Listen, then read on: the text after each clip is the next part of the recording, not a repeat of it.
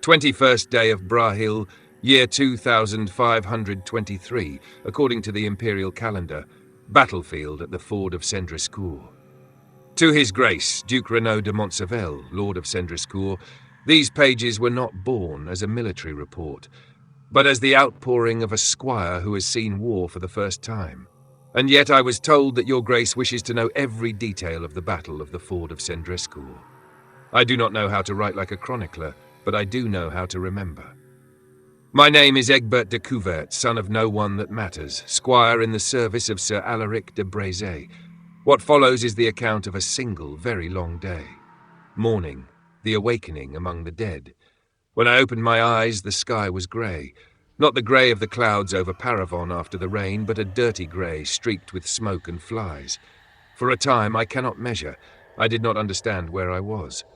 Then came the smell. Clotted blood, iron, burnt things, horse dung, vomit, the sickly sweetness of opened flesh. Every breath was a punishment. I coughed, or at least I think I did. My throat was dry as if I had swallowed sand. I tried to move, and something crushed my chest. Heavy, rigid. The cold edge of a breastplate was pressing against my cheek. I stretched out a trembling hand, fingers on metal, broken leather, then flesh. Cold. I realized that I was under a man. A knight. The weight on my chest was his torso, pressed against me in a grotesque embrace. Together with him, there were other bodies piled up, broken armors, split shields. I was in the center of a mound of corpses. For a few moments I did not remember my name. There was only the desperate desire to get out of there, to find air that did not reek of death. I pushed with my arms, but the effort made me groan, and the groan brought back the pain. A stab in my left shoulder, a burning on my right flank, the metallic taste in my mouth. I passed my tongue over my teeth. One was missing. I pushed again. A helm rolled away. Something wet slid onto my face. I did not have the courage to look at what it was. I wriggled out of the heap like a worm from under a stone. And then I saw it. The field. It was no longer a field, but a plain of wreckage and bodies. Broken lances jutted from the earth like trees felled and then forced upright again, crooked and useless. Bretonnian banners and blasphemous banners of chaos lay in the mud, indistinguishable, dragged by the wind like rags. And I stood there, swaying on my feet, with more blood that was not mine on me than mine. For a moment I thought, perhaps I am dead too, and this is the purgatory of the lady. But the pain in my shoulder was far too real. I noticed that I was shaking. Not from cold, for the morning was strangely mild. I was trembling with fear. Then my name came back to me. Egbert de Couvert, squire to Sir Alaric de Brezé. And with my name, memory returned. Memory. Before dawn. Before the battle, the world smelled different. I still remember when, a few hours earlier, I was running among the knight's lines with a bucket of water, while dawn barely pinked the sky. The war horses snorted, raising clouds of steam. The metal of the barding clinked, the pages laughed too loudly to hide their fear. Move, Egbert, the horses won't saddle themselves. Sir Alaric's voice had been harsh, but not cruel. He was a knight of the realm, not a Grail knight, but to me it was like serving a hero from the ballads. I was fastening the straps of his armor when he leaned down a little towards me. Helm under his arm, dark hair tied back, his gaze fixed eastward, where we knew the chaos would appear. First battle, eh? He said softly, just enough not to be heard by the others. I swallowed. Yes, my lord. He nodded, as if that answer confirmed something he already knew. Fear is the lady's gift. It tells you you're alive. Only madmen feel no fear. And you, my lord? I had asked, betraying too many things with that question. Alaric had smiled, but not like at the castle dinners. A short, heavy smile. Me? I've learned to fear shame more than death. At the time, I did not truly understand. Now, as I write with hands that still shake, I fear I understand all too well. Around us, the knights were gathering. I saw the banner of Cendrescour, the azure griffon on a field of gold, flying in the wind. I heard some old man-at-arms mutter a prayer to the lady, another spit to ward off bad luck. My companion among the squires was a lad named Jehan, with a crooked nose and eyes always full of sly cheerfulness. "Your hands are shaking, Egbert," he whispered as he set his knight's lance into its rest. "Keep that up and the horse will slip right out of your fingers." "They're not," I lied. They were shaking indeed. Jehan smirked. My father used to say, if you soil your breeches, just make sure no one notices. Stay behind the shield and no one will see anything. I laughed, but it was a false laugh. Above us, the sky was brightening, and out there, beyond the light morning mist, you could sense the shadow of something huge moving. Chaos. Everyone talks about it in stories, but no story prepares you for the sound. Morning. The silence after the roar. Back in the present, standing in the dead field, another thing struck me. The silence. It was not a true silence. There were the rattles of the wounded, the drone of flies, the distant crackle of some fire. But compared to the din I remembered, it was as if the world had had its voice turned off. I touched my head. My fingers came back sticky, red. I did not know if it was my blood or someone else's. I should have looked for Sir Alaric, I knew that. My first thought as a squire was that, but I was not able to move straight away. I looked at the mound of corpses from which I had crawled out. Among the decorated armours, the bardings in the colours of Bretonnia, I recognised heraldry I had polished myself, the silver stag of Sir Gautier, the black tower of Sir Humbert, all fallen one on top of the other like miniatures knocked over by a cruel child. Then I saw him. A Bretonnian war horse, dapple grey, its hind legs broken. It tried to lift its head, but every movement made it moan with a sound that had something human in it. Its barding was torn, its crest ripped. It looked at me with wide, mad eyes. My stomach clenched. I knew that horse. It was Tornado, Sir Alaric's stallion. Without him, Alaric seemed naked in the memory I had of the charge. I approached slowly. Every step was a risk of tripping over something soft or hard. Tornado flared his nostrils, smelled my scent, perhaps recognized me. I placed a hand on his sweaty, not cold neck. Shh, good lad, I whispered. The horse tried to get up again, but the broken leg twisted at an unnatural angle. I saw the white bone jutting out of the flesh and almost vomited. Then I understood what I had to do. Not because I was brave, but because there was no alternative. I took the dagger from my belt. The blade was dirty, chipped. I did not remember using it. My hands began to shake again. "Forgive me," I murmured, not knowing whether I was speaking to him or to the lady. I stroked his forehead, and while I distracted him, I thrust the blade into the base of his skull, as an old stable hand had taught me. The horse stiffened for a moment, then slumped, finally still. I drew out the dagger and looked at it. Blood, blood, blood. It was then that I began to remember the charge. Memory. The charge of the Knights of Bretonnia. There is no word large enough to describe the sound of hundreds of war horses at full gallop. The earth shook beneath our feet. I stood behind the line with the other squires, gripping the reins of the spare horses. In front of us, the knights in shining armour, drawn up in a long lance formation, awaited the order. "For the Lady of the Lake!" shouted Duke Renaud, raising his sword as if he could touch the sky. The banner of Cendrescour dipped forward with him. An answer like thunder rose from the line. "For the Lady! For Bretonnia!" My heart beat so hard I thought they would all hear it. Jehan beside me made the sign of the lady 3 times in a row, so quickly it looked like some strange dance. Then the trumpet sounded. The first strides were slow, measured. The stallions pawed, but the knights held them in check. Then a brisk walk, then a trot, then a gallop. The noise of the hooves grew, until it became a single roar. The wind from their run lashed our faces. I saw Sir Alaric lower his lance. I saw his shape merge with that of the horse into a single projectile of steel and flesh, and in front of them, like a wall, was chaos. Men too tall to be men, encased in black, twisted armour, like the shells of insects. Horns jutting from helms, weapons whose shapes I did not know, serrated axes, jagged greatswords, maces with hook-like spikes. Among them, beasts that walked on 2 legs with the muzzles of wolves or goats, red eyes, mouths full of fangs. And then the sounds, harsh horns, drums made, they said, with human skin, screams in tongues I did not wish to understand. The sky itself seemed darker above them. "They cannot withstand a Bretonnian charge," muttered a man-at-arms next to me, as if to convince himself. But when the wave of our knights crashed into that wall of black armour, I understood it was not so simple. I heard the crack of lances breaking, the screams of men, the neighing of wounded horses. The first ranks of chaos were mown down, holes opened in their formation, but around those holes was still darkness. I lost sight of Sir Alaric in that maelstrom. I saw only a mass of figures colliding, stars of metal opening and closing, jets of blood spraying into the air. Someone was shouting, "Forward, forward." And we, squires and men-at-arms, began to run behind the knights, like children chasing a noble's carriage. Only it was not a carriage, it was a whirl of death. Morning, the survivors. On the field after waking, I realized that the whirl had swallowed almost everyone. "Hey, you!" A hoarse voice came from the left. I turned abruptly, still clutching the dagger. Between two bodies, I saw a figure in filthy chainmail move, an emerged shield dented with a now unrecognizable coat of arms. It was a man-at-arms, his beard soaked in blood. "So you're alive," he said, coughing. "Thought you were just another chunk of meat." Who are you?" I asked.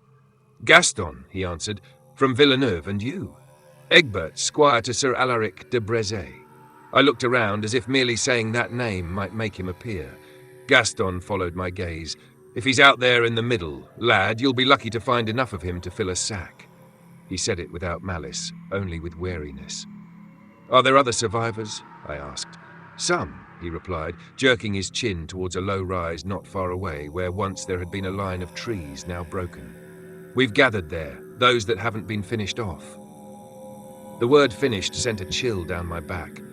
I looked more carefully at the field and noticed here and there Bretonnian bodies with their throats cut cleanly, or wounds that did not look like those from battle, but from execution. I swallowed. "Chaos?" I asked. Gaston spat on the ground. "They've gone north towards the ford, but not all of them. Some are still wandering around here, cleaning up.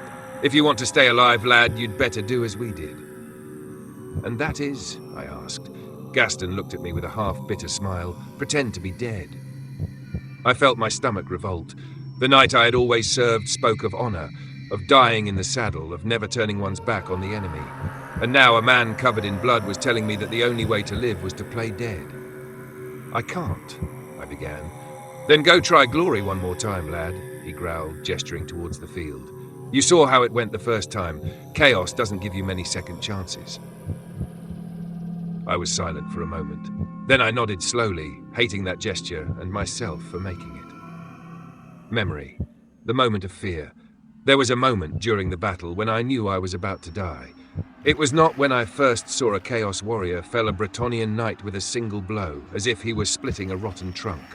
It was not when a man with a bull's head charged at us men-at-arms and I smelled his breath, a mixture of raw meat and something rotten. It was after. We had been pushed back little by little. The knights left without lances were fighting with swords, surrounded. Some horses, maddened by fear, reared up and kicked, crushing friends and foes alike. I had ended up with a small group of men-at-arms and 2 squires, Jehan among them, behind a shield half planted in the ground. Our task, they had told us, was to guard the knights' flank, to keep away the monsters trying to outflank them. "Don't look them in the eyes," Jehan had whispered to me as a Chaos warrior advanced toward us, a standard shaped like a smoking skull on his back. "My father said that if you look them in the eye, they see inside you." I don't know if that was true, but I did not dare raise my head high enough to find out. The Chaos warrior raised his massive axe, runes on the blade shining with a sick greenish light. The man-at-arms next to me, a certain Michel, prayed aloud to the lady, his voice breaking. The axe fell. It struck the shield and split it as if it were bark. The force of the blow travelled up into Michel's arm, which twisted at an impossible angle. I heard the bones snap. Michel screamed. A second blow hit him in the neck. There was a gush of hot blood, and suddenly I was drenched in his blood as if someone had emptied a bucket over me. My mind emptied. There was no more lady, no duchy, no honour, none of the words I had learned to repeat. There was only a voice inside me saying, "Run. Hide, anything, but don't stay here." It was in that instant that I lost sight of Sir Alaric. I only heard his voice, far away, shouting something. Perhaps hold the line, perhaps his last scream. I do not know. What I do know is that, shortly after, a blow struck my head. A hard impact, a flash of light, then darkness. When I woke in the heap of corpses, the fear had stayed with me, like a beast curled up in my chest. Noon. Under the corpses, Gaston led me toward the rise. I can still see it clearly. We were not walking. We were stumbling. Every 2 steps, one of us set foot on something that yielded in an unnatural way, or bumped into a blade. On the rise, there were perhaps a dozen men, a couple of squires, 4 or 5 men-at-arms, a sergeant with half his face bandaged, and an archer with his hood still up as if he were hunting in his home woods. "Another one the lady forgot to take with her," commented the archer when he saw me. "Better forgotten by her than remembered by chaos," the sergeant shot back. His voice was hoarse, worn out by too much shouting. "What's your name, lad?" he asked. "Egbert de Couvert, squire to Sir Alaric de Brezé," I repeated, as if saying my master's title could give me more weight. "Your knight?" he asked. I lowered my gaze. "I haven't found him." "Then either he is with the lady, or in their bags," someone muttered. No one laughed. The sergeant nodded. "Listen carefully, Egbert de Couvert. What we are dealing with is not an enemy like the orcs or the beastmen of our stories. They leave no one alive. Wherever they pass, they strip everything. They come to finish off the wounded, to break good swords, to take armor, to saw off heads for their totems. If they see us on our feet, we're dead." "And so what do we?" I started to ask. He raised an arm and pointed to a section of the field below. There, 3 chaos warriors were walking slowly among our bodies, skewering them with their spears, rolling them over with the tips of their boots. One of them, when he found a sword he liked, took it and threw away his old one.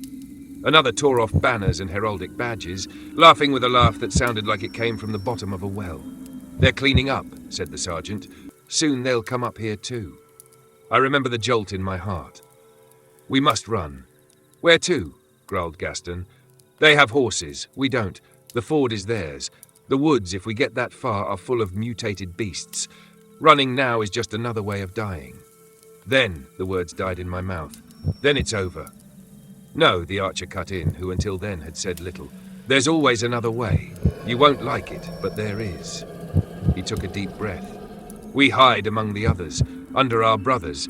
We do what, alive, we would never have thought to do."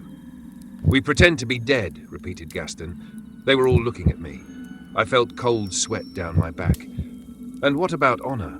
I asked, almost without realizing it.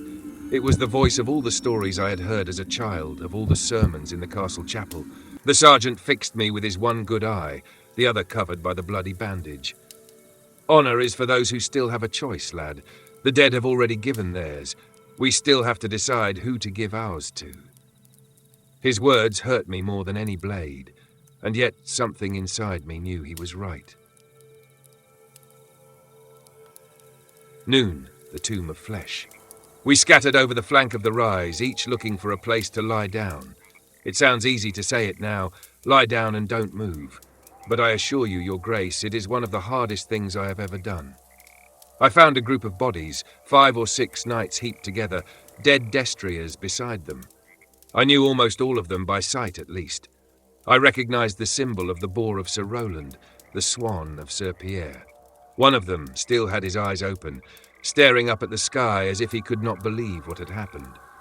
"Forgive me," I whispered, not knowing if I was speaking to them or to the lady. I lay down among them, slipping under a drooping arm, between a leg and a broken shield. The weight of their bodies crashed down on me. A scud of flies was already buzzing around my face, a stench so strong of blood and entrails that I nearly vomited. "If you throw up, you're dead," the archer had warned me shortly before. "If you cough, you're dead. If you cry, you're dead. Breathe slowly. Think of yourself as a stone." I tried to remember his words as I felt something slimy under my hand. I did not want to know what it was. I closed my eyes. Time began to lose meaning. Every sound seemed amplified. A shield falling somewhere, the cry of a wounded man still calling for his mother, the distant drumming of chaos. Then I heard them. Heavy footsteps, like someone walking in a suit of lead. Clanking chains, the sound of blades dragging something over the ground. They were getting closer. My heart was pounding so hard I feared they would hear it. I tried to slow my breathing. Breathe in slowly, breathe out slowly.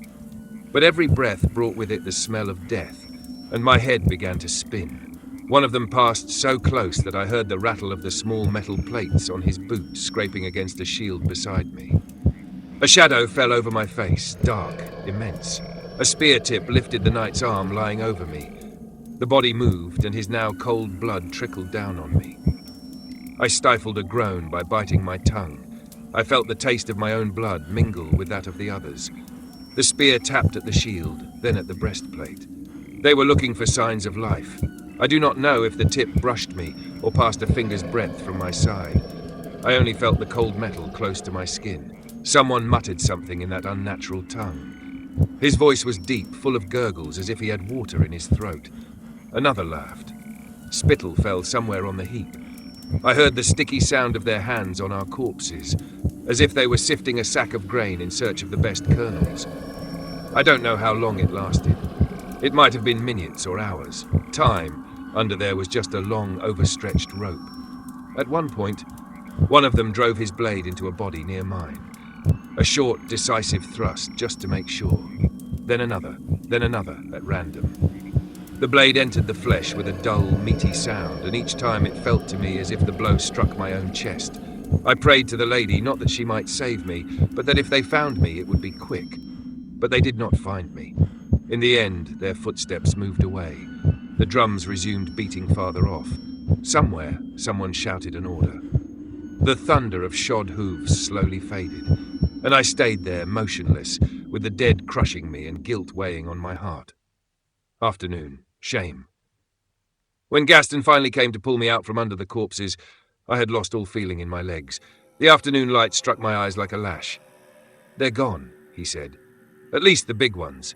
There are still a few patrols and beasts in the woods, but the bulk of their army is on the move."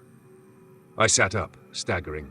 My clothes were crusted with dried blood and mud. I felt dirty down to my soul. "We did it," Jahan said, appearing not far off, covered in blood as well. Seeing him alive made me almost weep with joy. The lady protected us. I shook my head. I don't know if it was the lady or our fear. Jahan looked at me, confused. "Fear or not, we're alive. That's what matters. The dead can be mourned. We can still drink to them." The lightness in his voice, which usually reassured me, now irritated me. They died fighting. We lay still, pretending to be corpses. Jahan opened his mouth to reply, but the sergeant spoke first. "Lad," he said to me, "if you're not happy being alive, you can always go look for the rest of their army and tell them you've changed your mind." I did not know what to say. Sir Alaric's words came back to me. "I've learned to fear shame more than death." I wondered, in that moment, what would he have thought of me, seeing me crouched under corpses, shaking like a rabbit? The answer made me clench my fists.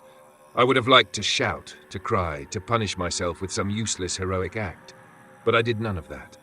I remained seated, staring at the field. And the more I looked, the more I understood that our cowardice was just a grain in a sea of horror. I saw bodies nailed to improvised iron crosses, blasphemous symbols carved into their flesh. I saw a dozen men-at-arms, heads impaled on a lance, their mouths stuffed with mud. I saw a Bretonnian knight hung by his feet from a broken tree, his armor opened like a shell, his entrails offered to the crows. Chaos is not an enemy that gives you a clean death. "They took their dead away," observed the archer, pointing to an area of the field oddly bare. "For their altars, I imagine," Gaston spat. And in that moment a thought hit me like a hammer blow. If Chaos took their own away and butchered ours, we who remained, smeared in blood and hidden among the dead, were a mistake, a leftover, scraps from a feast too large. Afternoon. Reflections on fear. You asked me, Duke Renaud, what it feels like to stand before the hordes of chaos. I can tell you that the word fear is not enough. There is the fear we know, of falling from a horse, of missing a blow, of disappointing one's lord. It is a fear that tightens your gut, but still leaves space to breathe. Then there is the fear they bring. It is different. It is as if the very air grew heavier, as if every breath had to fight against something invisible. Their banners are made of skins tattooed with symbols that hurt your eyes. Their armors do not seem forged, but grown onto them, like excrescences. Some of them, when they move, emit sounds that do not belong to this world, creaks, whispers, distant laughter. When you look at them, you do not only fear death, you fear losing something of yourself, of no longer being a man. I saw a man-at-arms, during the battle, stop fighting and start laughing hysterically, until a chaos brute cracked his skull open. Perhaps he had seen too much. Perhaps his spirit shattered before his body. I did not go mad. I simply survived. But since that moment I keep asking myself how much of me was left on that field, together with the blood I shed. Evening. The search mees. As the sun began to slope to the west, we decided to look for water and any wounded who could still be saved. It was not a heroic decision, more a way not to stay still. If we stay here waiting for dark, we'll be prey for whoever comes, said the sergeant. At least moving, we might stumble on something useful. We spread out in small groups. I went with Jehan and Gaston. Every now and then, one of us would call out in a low voice, "Hey, anyone alive?" Most of the time, the answer was silence. Once, instead, we heard a groan. We ran toward the source of the sound and found a knight, still in the saddle on his dead destrier, stuck fast amidst broken lances. His armor was crushed on one side, blood dripped from his visor. "My lord," I cried before the others could stop me. "My lord, we'll get you down." We tried to lift him, but he was wedged in. Each attempt made him groan louder. Leave it," he whispered faintly. I did not recognize his voice, and the visor hid his face. "The lady has already called me. We can take you to a priest, to a chirurgeon," I tried to say, but he laughed. A broken laugh, full of blood. "There's nothing left to heal," he coughed. "But there is something you can still do for me, boys." We looked at one another. "Say it, my lord," Gaston said, not raising his eyes too much. The knight drew breath with difficulty. "I don't want to end on their totems. I don't want my head. Decor." A coughing fit cut him short, and a spurt of blood burst from his visor, splattering his cuirass. "You understand?" We understood all too well.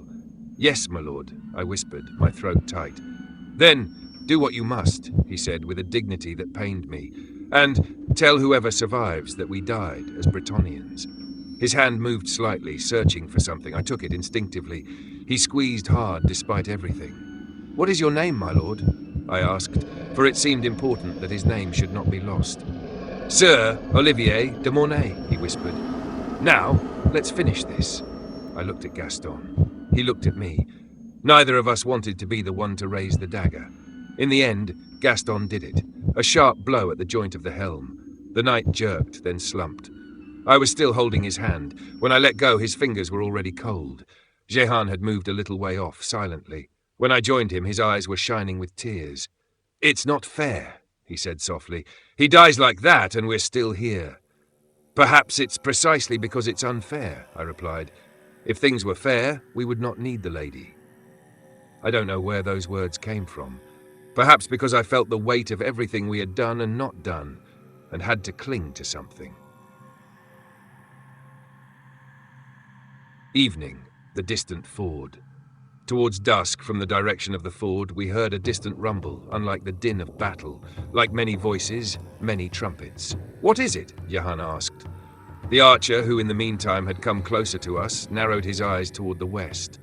"That, lads, is the sound of another army." "More chaos?" I whispered, feeling fear pushing its way back in. He slowly shook his head. "No, those trumpets I know. They have the voice of the Empire, or perhaps of other of our duchies. I do not know, but someone is coming." "To save us?" someone else asked. The archer shrugged. "Or to find the field already lost. But if chaos goes to meet them, perhaps the ford will be contested again, and in that confusion maybe we'll have a way out." That hope, however fragile, was like a breath of fresh air in a closed room. "We have to last until tomorrow," said the sergeant. "Get through the night alive, then we'll see." Night, under the Bretonnian sky, night on the Field of Cendrescour was not like any other night. The darkness seemed thicker, as if the light were afraid to come down. We lit a small fire, well hidden among some rocks and the remains of a burnt imperial catapult. The smoke mingled with that of distant fires. Around the fire we were perhaps 10. "Tomorrow, if we're still alive, where will we go?" Jehan asked, staring at the embers. "Anywhere there are no chaos horns," replied Gaston. "South, perhaps, to whatever castles still stand." "Will Cendrescour hold?" I asked, looking at the sky. I was thinking of the towers of your castle, Duke Renaud, of how I had last seen them, lit by the sun, apparently unassailable. "If the lady wills it," said the sergeant, "and if our lords do their duty." Part of me wanted to object, to say that many lords had died that very day doing more than their duty, but I said nothing. "Egbert," Jehan called after a while, lowering his voice. "If you had the chance, would you do it all the same way?" I looked at him, not understanding at once. What do you mean? The charge, the battle, hiding under the dead, he murmured. If you could go back to this morning, to the stables, with Sir Alaric asking if you were ready, would you answer yes? The question pierced me more than any blade. I thought back to when I dreamed of war as a child.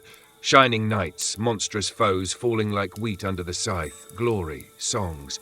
In none of those dreams were there flies, the smell of guts, men asking to be killed before the enemy. In none of them was I curled under corpses, paralyzed by fear. I don't know, I finally answered. Part of me says no. To run, to hide in some far village, to never set foot on a battlefield. Another. I hesitated. Another, Jehan pressed. Another says that if I hadn't come, today I'd be polishing a helm at Cendrescour, unaware of all this. And perhaps I would still believe that war is only glory and songs. I don't know if that would be better. Jehan laughed softly, a tired laugh. You always seemed like someone who thinks too much, Egbert. And you like someone who thinks too little, I shot back. But there was no malice in my words. We remained silent for a while, listening to the distant sounds of the night. The croaking of crows, an isolated scream from some corner of the field, the far-off roll of a drum that at times seemed to die away. I raised my eyes to the sky. The stars were there, like every other night in Bretonnia, indifferent. I wondered if the lady really looked down from up there, if she saw the massacre, if she wept for her fallen knights. Have you ever seen the lady? I suddenly asked. The sergeant shook his head. I haven't. But my cousin said he saw a Grail Knight come out of the lake of Paravon all shining. Then he drank too much wine and slept in the mud. The others chuckled faintly. I thought back to the stories in the chapels, the lady offering the Grail to the chosen, the light that envelops them, purity, honor. Today, on the field, I had seen neither light nor purity, only blood and smoke. Perhaps the lady does not come where chaos is too strong, I murmured, not realizing I had spoken aloud. The archer looked at me for a long time. Or perhaps it's precisely because chaos is so strong that she needs us, our small deeds, to oppose it. Even if those deeds look like cowardice, like hiding under the dead so we can tell what happened. His words struck me. Tell what happened, I repeated. Exactly, he nodded. The dead don't tell, and if no one tells, chaos wins twice, on the field and in memory. It was in that moment that I decided to write this diary. Not to justify myself, nor to beg for mercy, but because if we survived by doing what we had to in order to live, at least the story of what we saw should not die with us. Conclusion of this day. Now, as the coals of the fire die down and the others prepare to sleep in turns, I write by the flickering light of an improvised torch. My hand hurts, my shoulder throbs. From time to time I still smell the horse I had to kill, the night we helped die before chaos could take him. You asked me, Duke Renaud, for an account of the Battle of the Ford of Cendrescour. I could tell you how many lances were broken, how many companies of men-at-arms were drawn up, which duchies were present. But I think you already know that, or your heralds will reconstruct it better than I can. I can tell you what that battle did to a squire at his first trial. It took some illusions from me. It taught me that honor alone does not stop chaos. That a knight can die with dignity, but he dies all the same. That a man-at-arms can be wiser than a noble when it comes to choosing between certain death and a hard life. It also taught me that fear is not just cowardice. It is a fire that, if it does not consume you, can also give light. Today my fear made me hide. Perhaps tomorrow that same fear will keep me from wasting my life in some useless gesture, and instead push me to fight where it truly matters.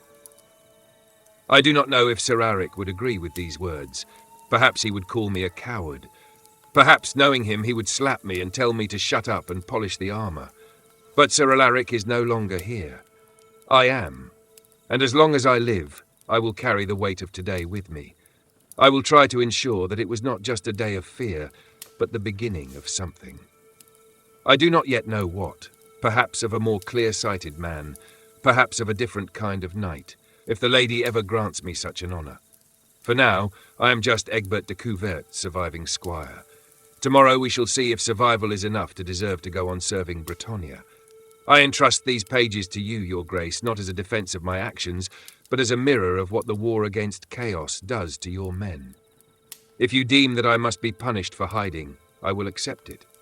But I ask you first to think for a moment. How many other Egberts, Jahans, Gastons, nameless sergeants, silent archers, will we ask to choose between honour and life? And which of these choices will best serve the lady in Bretonnia when chaos returns? Because it will return. I saw it in their banners, in their empty eyes. It is not a storm that passes, it is a tide that keeps rising. We are only men. But sometimes even a handful of men pretending to be dead can survive long enough to tell the truth. And this is the truth of today. Egbert de Couvert's squire to Sir Alaric de Brézé, Field of Cendrescour, in the night after the battle of the Ford of Cendrescour.